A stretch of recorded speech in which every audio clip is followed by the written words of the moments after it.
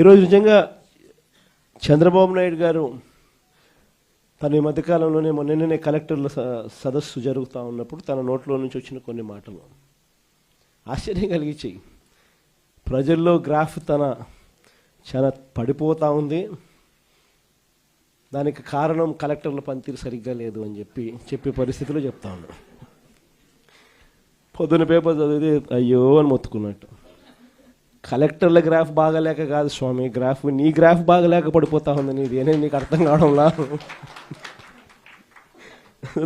నీ హయాంలో నువ్వు వచ్చిన తర్వాత ప్రజలకు ఏదైనా మంచి జరిగిందా అని అంటే ఒకటే మంచి జరగల.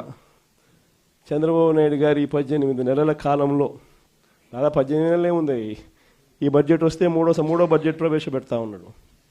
ఈ మార్చిలో తాను ప్రవేశపెట్టబోయేది 3వ బడ్జెట్. అంటే మొత్తం 5 బడ్జెట్లు ప్రవేశపెట్టే అవకాశం ఈ ముఖ్యమంత్రికైనా ఉంటుంది. అలాంటిది 3వ బడ్జెట్ ప్రవేశపెడతా ఉన్నాడు ఈ మార్చిలో. అంటే 2 బడ్జెట్లు అయిపోయినాయి, అంటే 2 సంవత్సరాలు అయిపోయినాయి. ఈ మార్చి వచ్చేసరికి 3వ బడ్జెట్ కూడా ప్రవేశపెడతా ఉన్నాడు. మరి ఈ 2 సంవత్సరాలు ఈ కాలంలో 2 బడ్జెట్లు ప్రవేశపెట్టి దాదాపుగా 2 సంవత్సరాలు అయిపోవస్తా ఉన్న ఈ కాలంలో ప్రజలకు ఏదైనా మంచి జరిగిందా అని అంటే బోర్డు సున్నా కనిపిస్తుంది.